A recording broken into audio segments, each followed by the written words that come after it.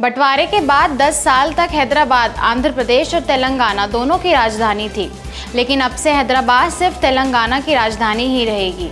ऐसे में जानते हैं कि 10 साल बाद आंध्र प्रदेश की राजधानी क्यों छिन गई और जगनमोहन रेड्डी का 3 कैपिटल वाला फॉर्मूला कहां अटका है। हमारी आज की ये रिपोर्ट भी इसी विषय पर है, तो आइए जानते हैं कि आखिर जगनमोहन रेड्डी का 3 कैपिटल फॉर्मूला कैसे हुआ फेल। नमस्कार, मैं सिमरन शर्मा स्वागत करती हूं आपका यूबी न्यूज में, जहां हम न सिर्फ खबरें लाते हैं बल्कि उसका बारीक और सटीक विश्लेषण भी करते हैं। हैदराबाद अब तक तेलंगाना और आंध्र प्रदेश दोनों की राजधानी हुआ करती थी, लेकिन अब से हैदराबाद सिर्फ तेलंगाना की ही राजधानी होगी। 2014 के आंध्र प्रदेश रीऑर्गेनाइजेशन एक्ट के कारण हैदराबाद 2 जून से तेलंगाना और आंध्र प्रदेश की साझा राजधानी नहीं रही। 2014 में आंध्र प्रदेश का बंटवारा होने के बाद हैदराबाद को 10 साल के लिए दोनों राज्यों की राजधानी बनाया गया था। 2 जून 2014 को आंध्र से अलग होकर तेलंगाना 29वां राज्य बना था। हैदराबाद भारत के सबसे बड़े मेट्रो शहरों में से एक है। दुनिया की बड़ी बड़ी कंपनियों के दफ्तर यहीं हैं।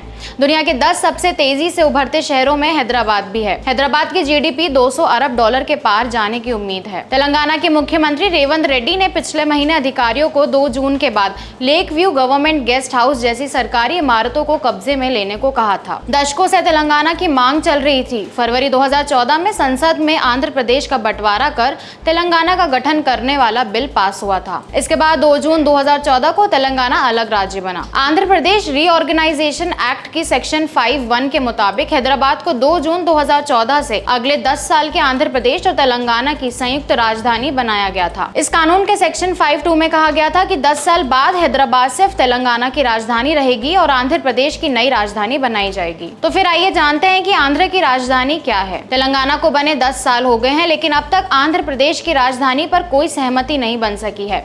आंध्र की राजधानी क्या होगी, इसे लेकर दोनों सरकारों चंद्रबाबू नायडू और वाईएस जगनमोहन रेड्डी ने काम तो किया, लेकिन नतीजा कुछ नहीं निकला। 2014 में जब बंटवारा हुआ तो उसी साल हुए विधानसभा चुनाव में चंद्रबाबू नायडू की तेलुगु देशम पार्टी टीडीपी की जीत हुई। उस चुनाव में टीडीपी ने 175 में से 102 सीटों पर जीत हासिल की। सरकार में आने के बाद चंद्रबाबू नायडू ने अमरावती को राजधानी बना दिया। 22 अक्टूबर 2015 को प्रधानमंत्री नरेंद्र मोदी ने अमरावती में नई राजधानी के निर्माण की बुनियाद भी रख दी। इतना ही नहीं, नई राजधानी बनाने के लिए नायडू सरकार ने किसानों से 33,000 एकड़ जमीन भी अधिग्रहित कर ली। नायडू सरकार में अमरावती को राजधानी बनाने का काम तेजी से चल रहा था, लेकिन 2019 में सरकार बदल गई और वाईएस जगनमोहन रेड्डी की अगुवाई में वाईएसआर कांग्रेस की सरकार बनी। जगनमोहन रेड्डी की सरकार बनने के बाद अमरावती के निर्माण का काम रुक गया। दिसंबर 2019 में जगनमोहन रेड्डी नया बिल लेकर आए। इसे 3 कैपिटल बिल भी कहा जाता है। इसमें प्रावधान था कि आंध्र प्रदेश की 3 राजधानियां बनेंगी। पहली होगी विशाखापट्टनम, जहां से प्रशासनिक काम होगा।